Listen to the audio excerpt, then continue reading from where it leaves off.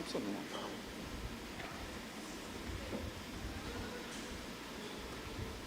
Estou dançando mais que eu não.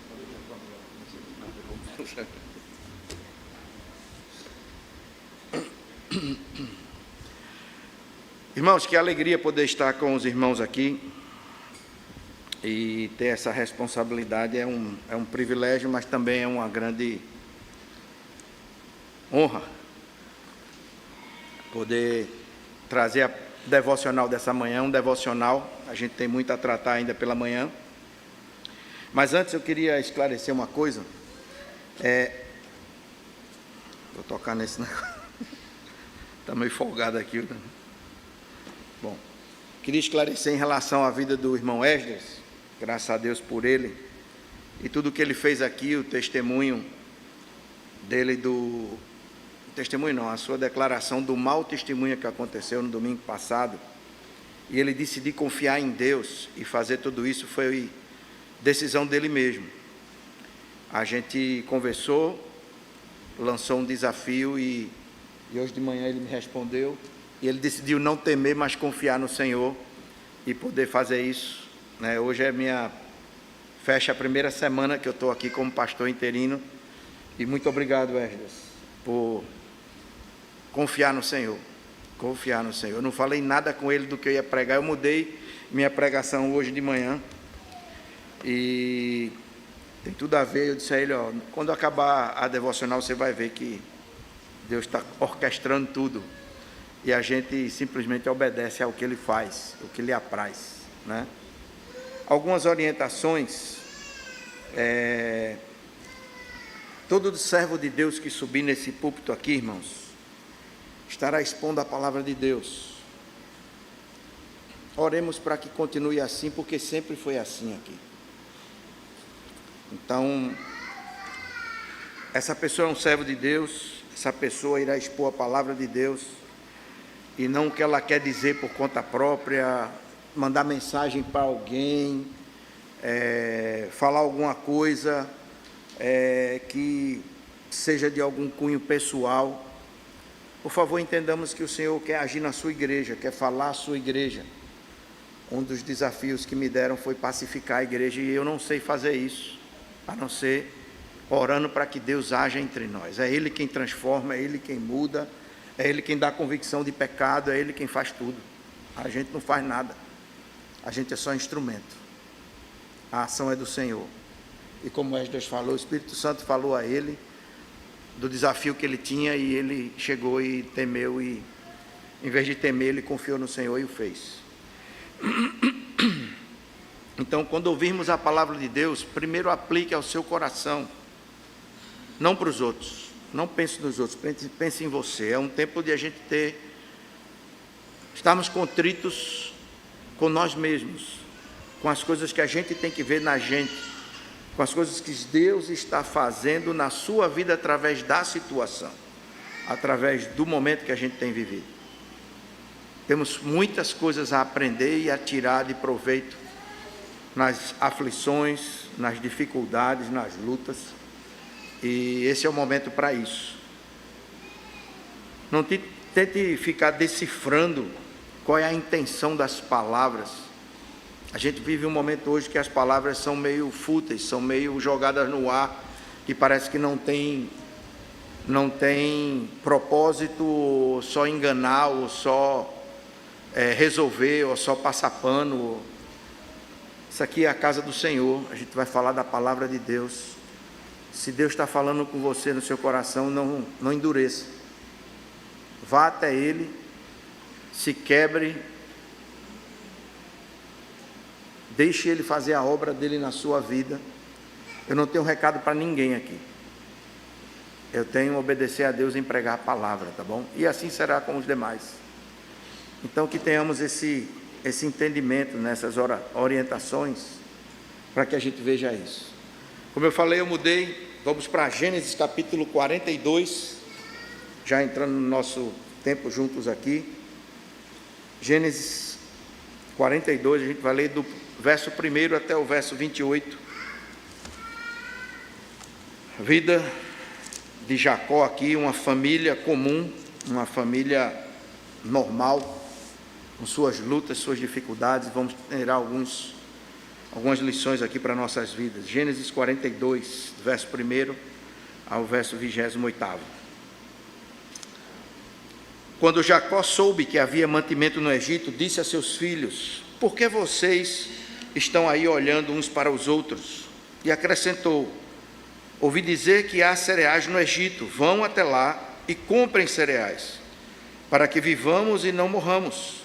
Então 10 dos irmãos de José foram para comprar cereais do Egito, mas Jacó não enviou Benjamim, o irmão de José, na companhia dos irmãos, porque dizia: e se lhe acontecer algum desastre?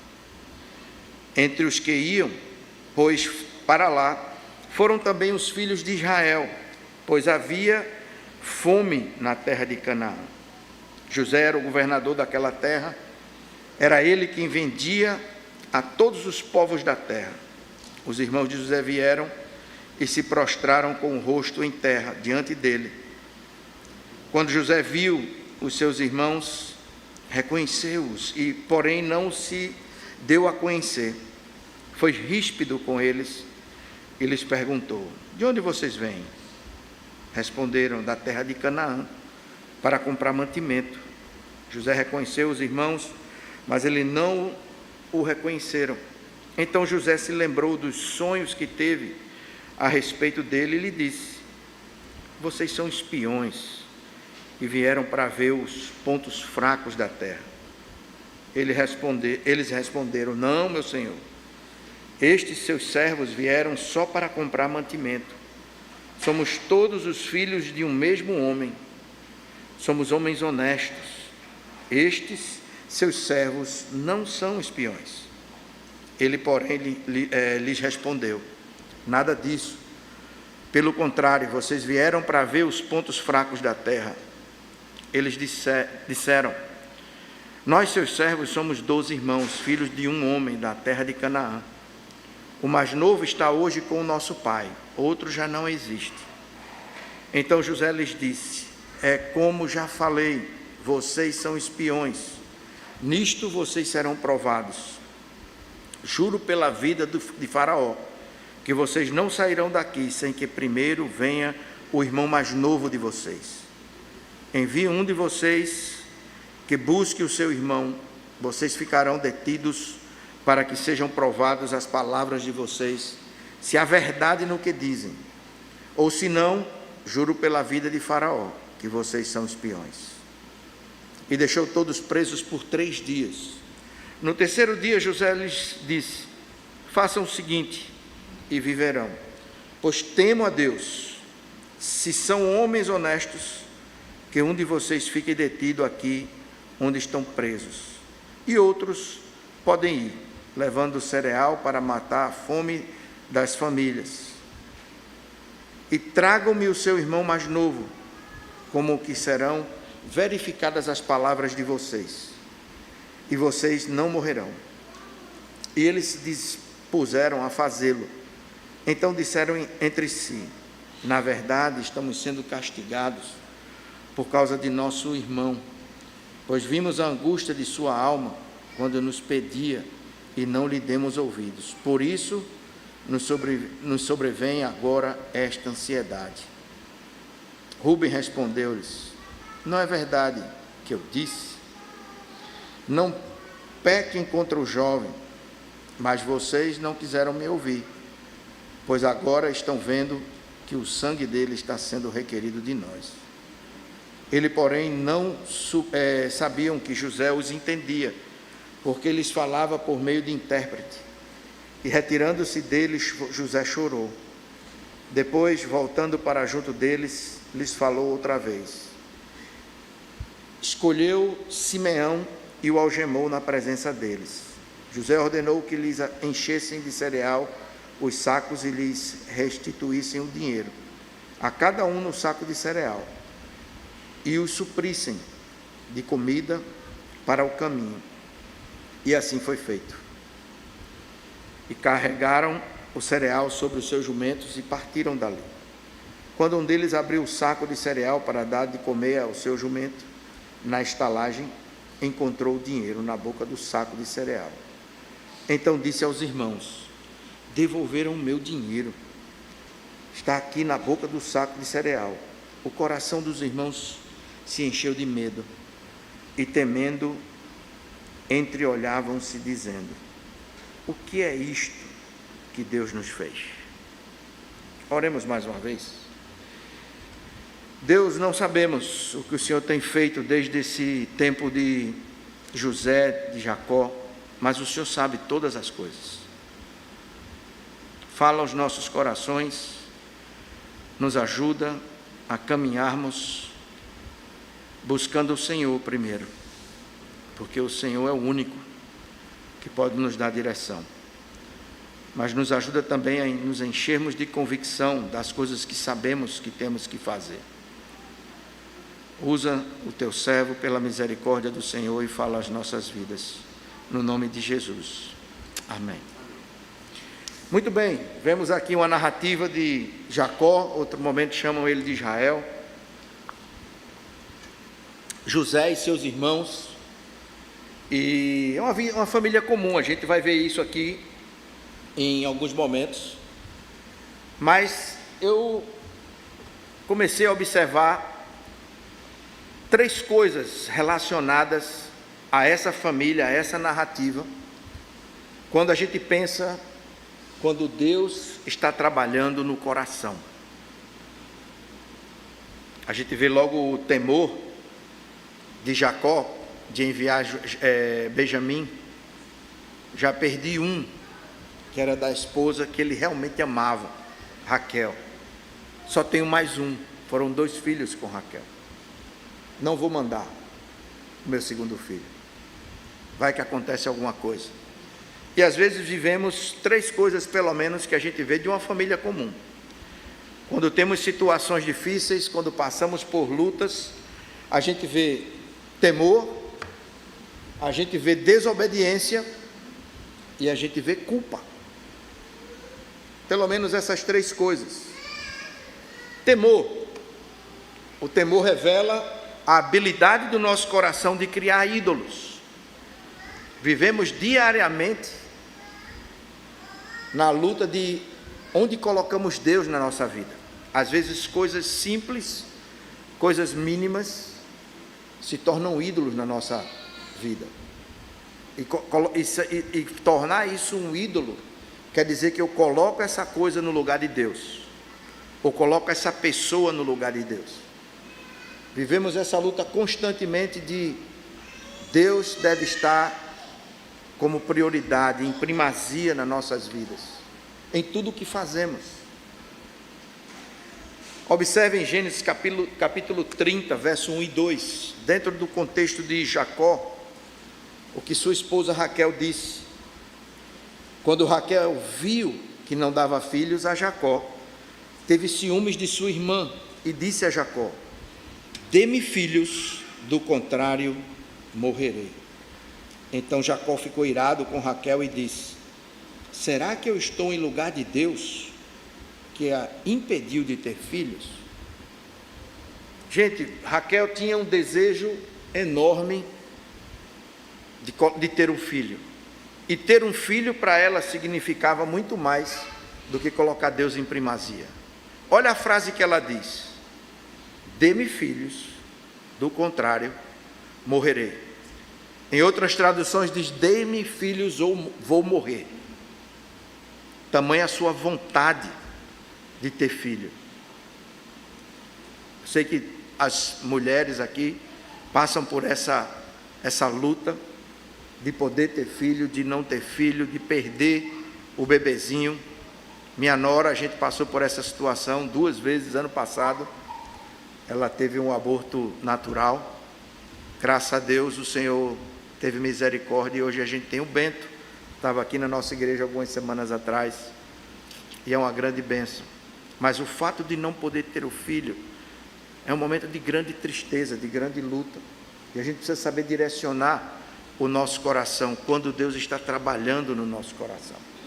Um outro texto que a gente pode ver no capítulo 37, verso 2 a 4, Essa é a história de Jacó, quando José tinha 17 anos, apacentava os rebanhos com os seus irmãos. Sendo ainda jovem, acompanhava os filhos de Bila e os filhos de Zilpa, mulheres de seu pai, e trazia mais notícias deles a seu pai. Ora, Israel amava mais José do que todos os seus outros filhos, porque era filho da sua velhice, e mandou fazer para ele uma túnica talar de mangas compridas. Quando os seus irmãos viram que o pai o amava mais do que todos os outros filhos, odiaram-no e já não podiam falar com ele de forma pacífica.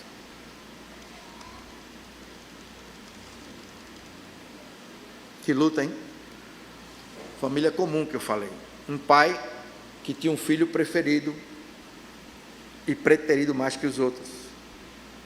E isso trouxe problema, porque os irmãos realmente não gostavam de vê-lo assim. Mas o que se tornou José para Jacó? É um ídolo. Vejo pais e mães dedicarem aos seus filhos, muitas vezes, de tal forma que quando o filho sai de casa, porque ele vai sair de casa, um pai olha para a mãe e diz: quem é você? E ela olha para ele e diz: quem é você? E aí começam várias crises até chegando ao ponto de separação. Porque o foco da vida deles por 20, 22 anos, 25 anos era a filha ou a filha. Somos criadores de ídolos. E quando Deus trabalha no nosso coração, temos que pensar onde estamos colocando Deus como prioridade. Quais as áreas que Ele não é prioridade. E a gente faz o que a gente quer, né? Lembra do outro versículo? Lemos ele quase agora, 42, Gênesis 42, versículo 4. Mas Jacó não enviou Benjamim, o irmão de José, na companhia dos irmãos, porque dizia: e se lhe acontecer algum desastre? Outra situação para a gente ver. Lembra de Tiago, capítulo 4, versículo 1, que diz lá: de onde procedem as guerras e brigas que há entre vocês? De onde, senão dos prazeres que estão em conflito dentro de vocês, dentro de mim? Todas as nossas lutas começam no nosso coração. Todas as nossas dificuldades, todas as nossas diferenças, todas as nossas brigas, intrigas, raiz de amargura, começam dentro do meu e do seu coração. As situações, os momentos difíceis não são um problema. Isso são um fogo que vai aquecer o seu coração para derreter a sua máscara e você poder ver quem é você. Quantas vezes já não coloquei culpas e razão das dificuldades que tenho na minha casa, na minha esposa ou nos meus filhos, e de fato estavam no meu coração. Temer revela a habilidade de criar ídolos. Jacó não percebia isso. Jacó não percebia isso. Sabemos que temos ídolos. Tem um livro maravilhoso, chama Ídolo do Coração. Se você puder ler esse livro, leve uma caixa de lenço e um papel e uma caneta para você anotar a miserabilidade que temos. Muito importante saber que temos ídolos, que somos idólatras. Espero e oro que saibamos que coisas cotidianas, simples, grandes, pequenas, podem se tornar ídolos nas nossas vidas e nos atrapalhar na vida cristã e no convívio com nossos irmãos. Aqui dentro e lá fora, na sua família, lá fora no seu trabalho, lá fora onde você estiver. Nosso coração é uma fábrica de ídolos. Deus é claro e zeloso em dizer que a primazia do nosso coração é dele. Somos criatura dele, criados por ele. Temos o seu Filho Jesus como Senhor e Salvador da nossa vida. Então precisamos dar o devido lugar, a devida atenção, de chegarmos diante do Senhor, não na presença do Senhor. Isso é um erro teológico, que estamos na presença do Senhor todo o tempo. Todo o tempo estamos diante de Deus, não temos como escapar, mas precisamos estar diante do Senhor, colocando como primazia na nossa vida. Segundo aspecto que eu mencionei, segunda dificuldade ou irregularidade no nosso coração, é a desobediência, que revela a falta de vontade do coração de se arrepender. Observem os filhos de Jacó, capítulo 42, verso 11. Somos todos filhos de um mesmo homem, somos homens honestos, estes seus servos não são espiões. Tem algum erro aqui nessa frase?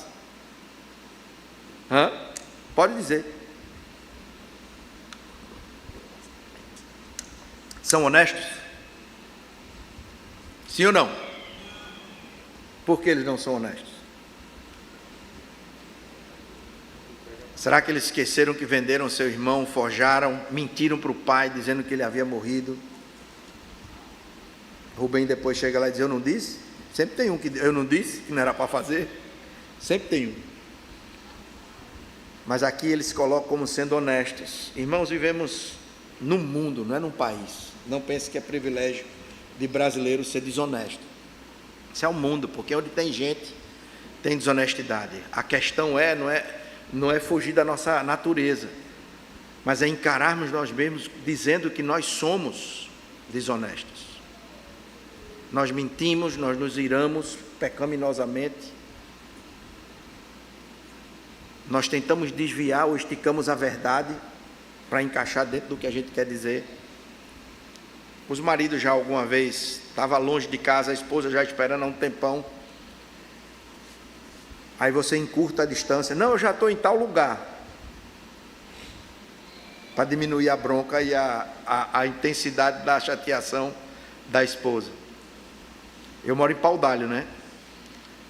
Então, às vezes eu estou na Arena Pernambuco, não digo isso para minha esposa, tá? Estou explicando aqui, né? Eu estou passando pela Arena Pernambuco, não, eu já estou aqui, subindo as ladeiras de Paudalho aqui, para diminuir e tome pé no acelerador, se for o caso, né? Para poder chegar mais rápido. Irmãos, somos falhos, mas ser falho é normal para a gente entender isso. O problema é se nós entendemos que nós não queremos nos arrepender do que fazemos. Justificamos, jogamos a culpa no outro, jogamos a culpa na situação. Cara, passei a semana muito estressado, muito difícil, e por isso eu falei assim, assim, assim com você. Foi isso mesmo? Falamos com os nossos filhos de forma errada, né? Chega o domingo de tarde, você quer tirar uma soneca ali, aí os filhos ficam perturbando, vai, bate na porta: mamãe, ele disse que eu sou feio. Aí o pai: não, quem vai resolver sou eu, peraí. E aí a gente derrama a ira, dá uma coça nos meninos, porque eles bateram na porta, fizeram barulho, mas qual é o problema no nosso coração? Eu quero dormir. Esse é o meu momento de descansar, eu quero dormir, eu vou fazer o que eu quero. Temos dificuldade de nos arrependermos de um coração que está cheio de ídolos. Um coração que está cheio de ídolos. Efésios capítulo 4, verso 22 até o 24 tem que ser um texto que a gente precisa olhar o dia todo e todo dia, porque é a forma que Deus coloca na sua palavra para tratarmos de nos arrependermos. Ele diz ali: quando a maneira antiga de viver, vocês foram instruídos a deixar de lado a velha natureza, que se corrompe segundo os desejos enganosos, ou seja, em outras traduções diz despojar a velha natureza. Ou seja, eu preciso chegar e dizer: Deus, eu fiz isso, eu menti, eu falei mal, eu me irei. Eu preciso me despojar dessas coisas. Coloca de lado isso. Depois, a gente diz aqui: e se deixar renovar, a gente não, a palavra, né? E se deixar renovar no espírito do entendimento de vocês.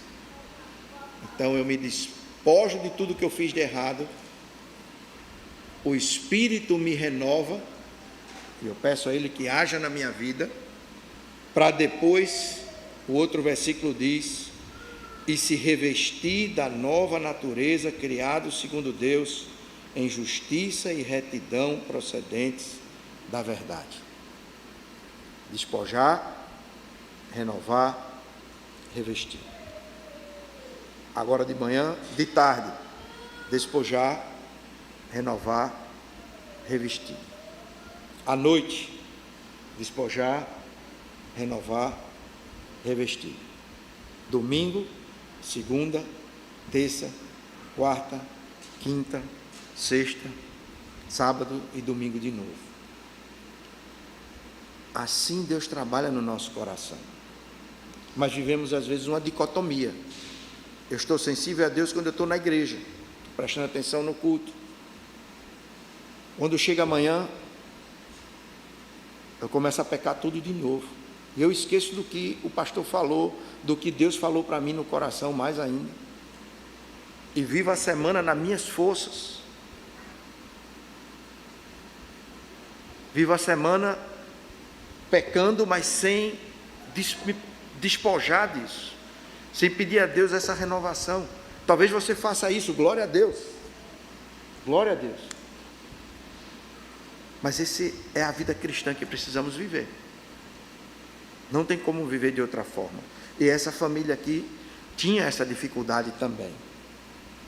Uma terceira coisa: culpa. Revela a necessidade do coração por restauração. Você já se sentiu culpado hoje? Você já se sentiu culpado hoje? Irmão, não tem nada pior do que eu ter que descer para ir para o escritório do ministério e ter tido uma conferência com a minha esposa. Eu chamo conferência a nossos DRs, as nossas dificuldades. Os missionários já sabem. E aí, Ivan, estou em conferência aqui com a irmã Virgínia, viu? Então, dê espaço, senão você entra no rolo também. Mas precisamos restaurar. No 42 de Gênesis, capítulo 42, versos 21 e 22, como eu falei para os irmãos, a reflexão dos irmãos, qual era? Então disseram entre si: na verdade, estamos sendo castigados por causa de nosso irmão, pois vimos a angústia da sua alma quando nos pediu e não lhes demos ouvido. Por isso nos sobrevém agora esta ansiedade. Rúben respondeu-lhes: não é verdade que eu disse? Não pequem contra o jovem, mas vocês não quiseram me ouvir, pois agora estão vendo que o sangue dele está sendo requerido de nós. Irmãos, não é castigo de Deus para esses irmãos, é consequência de pecado. Precisa restaurar. Precisa restaurar. Viver com culpa é o resultado de não resolvermos nossas pendências no dia a dia. E essa culpa nos leva ao que nos dias de hoje? Ansiedade, angústia, depressão. Não estou dizendo que é só isso. Mas coisas não resolvidas em nossas vidas se somatizam. E temos que pensar nisso. O melhor remédio para prevenir e curar nossa alma se chama perdão. Perdoar e ser perdoado. Perdoar e ser perdoado. Tem outras coisas que Deus aplica de outra forma a cura nas nossas vidas. Mas o primeiro deles se chama: tenho que perdoar alguém, eu preciso ser perdoado por alguma coisa. Porque somos como uma família de porco-espinhos, dentro de uma caixa de sapato. Você se mexe e você fura alguém. Já pensou nisso? Já aconteceu com você, de você se levantar da cama? Hoje eu não quero ter problema com ninguém, hoje eu vou ficar de boa, hoje vai ser um dia tranquilo. E você chega na cozinha e já começa uma discussão com seu irmão, dentro de casa. Eu disse: meu Deus, eu não queria ter nada. Eu vim na cozinha, saí do quarto, vim na cozinha, já estou tendo um problema. Como é que será o resto do dia? Assim somos, é nossa natureza. Então precisamos pedir perdão e ser perdoados, precisamos entender as nossas lutas. Agora, diante disso, temos dois caminhos a trilhar. Um é temer, mas o outro é confiar. Temer, se temermos e agirmos no temor, descobriremos que não estamos preparados para encarar as consequências e lutas e dificuldades, e aí a gente fica ansioso. Você já viu quando começa um problema que você sabe que podia ter resolvido, mas não resolve, e cada dia que passa o problema fica pior? É isso que nos acontece quando a gente decide temer. Há um texto em Mateus capítulo 25, lembram ali do Senhor que entregou talentos, 5 para um, 2 para outro e 1 para o outro. Os primeiros 2 multiplicaram, mas o terceiro, que recebeu apenas 1 talento, olha o que o texto diz. Mateus capítulo 25, verso do 24 ao 26. Chegando por fim, o que tinha recebido 1 talento, disse: sabendo que o Senhor é um homem severo, que colhe onde não plantou e ajunta onde não espalhou, fiquei com medo. Em outros textos diz: fiquei com temor e escondi o seu talento na terra. Aqui está o que é seu. Mas o Senhor respondeu: servo mau e preguiçoso, você sabia que eu colho onde não planto e ajunto onde não... Você não sabia que eu colho onde não planto e ajunto onde não espalhei? Às vezes, irmãos, somos servos preguiçosos de resolver as coisas, procrastinadores, somos servos maus, porque não temos iniciativa de querer mudar, de querer resolver a situação, e damos desculpa, e dizemos: não, amanhã eu faço, não, o dia foi muito difícil, hoje não, amanhã, quando eu estiver bem, é o que a gente diz. Você nunca vai estar bem para resolver o que Deus quer que você resolva. Ou você confia, ou você vai ficar no seu temor. Você precisa confiar. Por isso que eu disse a Esdras hoje de manhã: obrigado, pelo seu testemunho de confiar e não temer. Porque também quando a gente confia no Senhor, nos deparamos com a suficiência do caráter de Deus para qualquer batalha. Quando eu confio em Deus, Deus me dá subsídios para resolver, seja comigo, seja com meu irmão, seja com outra pessoa. Eu começo a ser uma pessoa que ajuda outros também. Não só me ajuda, mas eu me sinto capacidade de poder ajudar outros. Salmo 37, verso 1 ao 7, vou exemplificar com isso. O texto diz: não se irrite por causa dos malfeitores, nem tenha inveja dos que praticam a iniquidade, pois em breve eles secarão como a relva e murcharão como a erva verde. Confie no Senhor e faça o bem, habite na terra e alimente-se da verdade. Agrade-se do Senhor e Ele satisfará os desejos do seu coração. Entregue o seu caminho ao Senhor, confie nele, e o mais Ele fará. Fará com que a sua justiça sobressaia como a luz, e que o seu direito brilhe como o sol ao meio-dia. Descanse no Senhor e espere nele. Não se irrite por causa daqueles que prospera em seu caminho, por causa do que realiza os seus maus desígnios. Aí eu digo, confie no Senhor, gente. Aí você diz, eu vou confiar no Senhor, eu confio no Senhor, eu vou usar uma camiseta até, confie no Senhor. Mas o que quer dizer confiar no Senhor na prática? Olha o que o texto diz: fazer o bem, se alimentar da verdade, se agradar do Senhor, entregar o seu caminho a Ele, descansar no Senhor, não se irritar com os que se fazem o mal, não os inveje. Confiar no Senhor quer dizer fazer um monte de coisa prática do que a palavra de Deus diz para que a gente faça, porque aí a gente confia no Senhor. Não é só pegar uma palavra e usar uma camisa, ou então usar um lencinho aqui, 100% Jesus.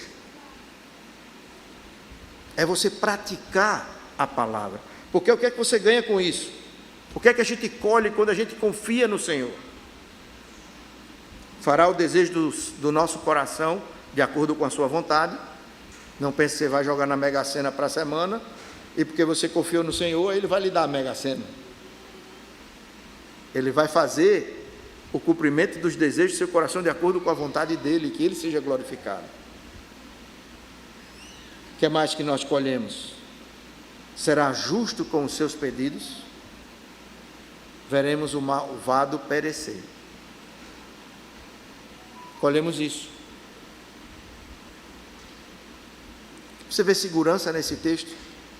Para que ele seja uma direção para você em confiar no Senhor. Tome posse disso, irmão. Confie no Senhor na prática do que quer dizer confiar.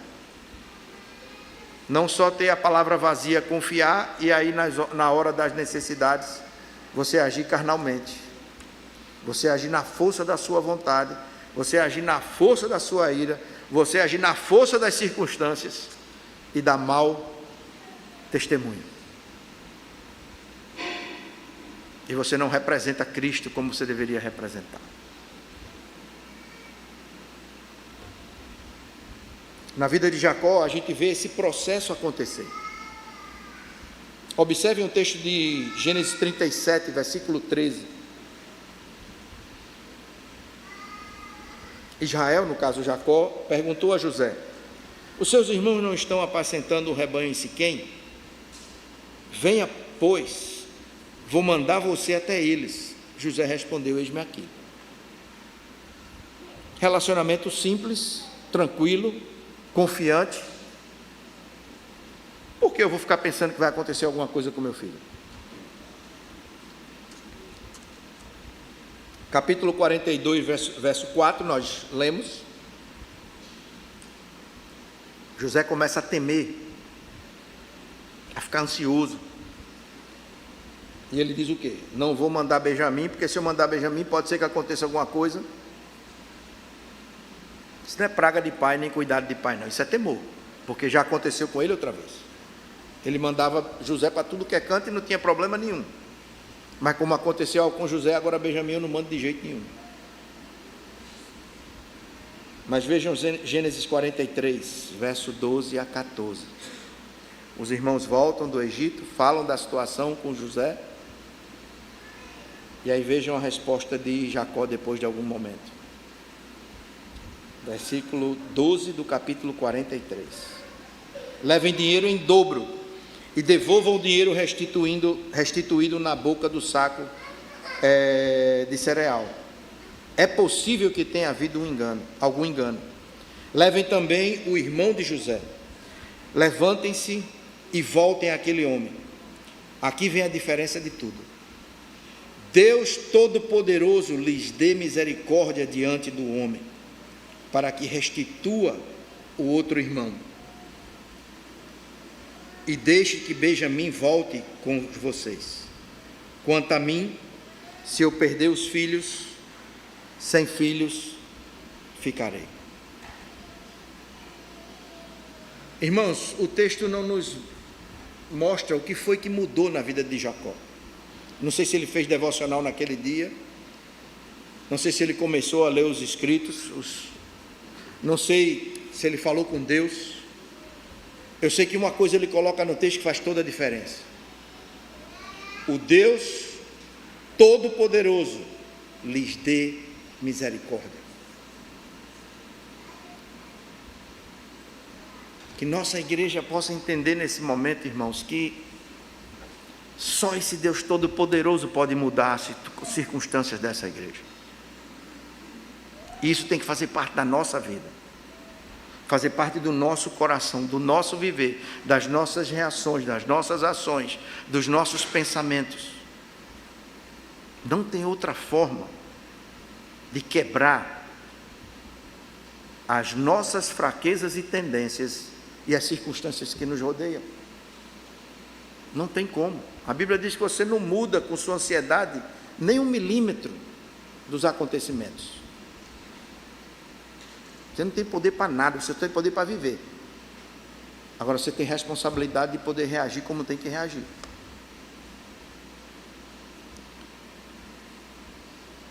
Queria que você pensasse em termos de um triângulo, com o seu nome bem no meio do triângulo assim. E nessas 3 paredes do triângulo, 3 verdades para a gente terminar.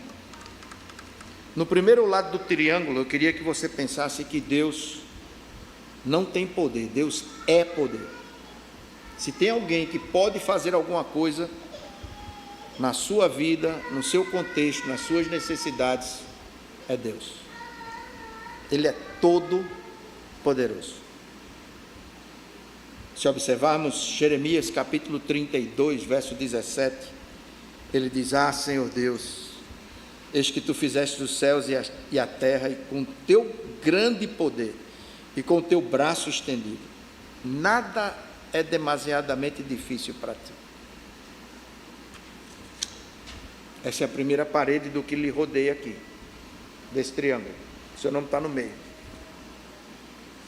Entenda que Deus é poder. E Ele sabe quando Ele precisa colocar poder na sua vida. Da outra parede do lado do triângulo, coloque aí: Deus é sabedoria. Deus não contém sabedoria, não tem sabedoria. Deus, Ele é a sabedoria. Se temos algum entendimento do que significa sabedoria, mana do Senhor.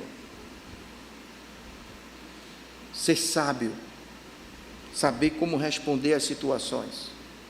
Romanos capítulo 11, verso 33 e 34, ó profundidade da riqueza, tanto da sabedoria como do conhecimento de Deus, quão inexplicáveis são os seus juízos, e quão insondáveis são os seus caminhos.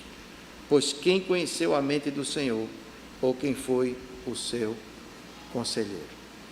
Não existe, irmãos, outra fonte que nos possa ajudar a viver entendendo o que está acontecendo e sermos sábios. Temos todo o discernimento desse Deus que é sabedoria. Ele é poder, Ele é sabedoria, e a última coisa, Deus é amor. Deus não tem amor. Deus é amor. Um amor inexplicável, incondicional, um amor que Ele derrama nas nossas vidas de uma forma impressionante, mas que às vezes a gente decide não sentir, decide não desfrutar disso, e o quanto precisamos disso. Se eu sei que Deus me ama, irmãos, tem que mudar alguma coisa de como eu penso em amar o meu irmão. 1 João capítulo 4, verso 8, quem não ama não conhece a Deus, porque Deus é amor. Deus nos ajude a abrirmos nossos corações para Deus trabalhar no que lhe apraz. Se mudou algo na vida de Jacó, esse Deus Todo-Poderoso fez parte disso, que possa fazer parte da nossa vida também, que possamos lidar com nossos temores,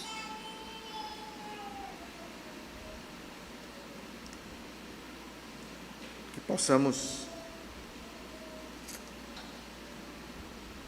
ver que vários temores vêm por ídolos que criamos, ver que nossa desobediência é um desinteresse de a gente aprender, mas de que quando chegar em culpa, pelo amor de Deus, entenda que você precisa se restaurar, você precisa mudar, saia dessa estagnação, saia dessa apatia e busque o Senhor Todo-Poderoso. Não fique vivendo com culpa. Se pudermos lhe ajudar, estamos aqui para lhe ajudar. Mas saia disso. Busque confiar no Senhor. Desfrute da suficiência do Senhor por quem Ele é. Que Deus te abençoe. Que Deus te ajude e some conosco. Amém? Oremos. Pai, Deus Todo-Poderoso, nos ajuda, Senhor. Tem misericórdia de nós. Olha essa igreja com graça. Olha nossos corações, Senhor Deus, e supre as nossas necessidades. Nos faz darmos passos de confiar no Senhor e não temer. Tem misericórdia de nós. Obrigado por cada família, por cada irmão, cada irmã. Continua, Senhor Deus, na caminhada dessa igreja, a trabalhar nos nossos corações e sermos espelho da Tua glória, resolvidos, determinados a ser luz, ser sal. É nossa oração, no nome de Jesus. Amém. Deus abençoe, irmãos.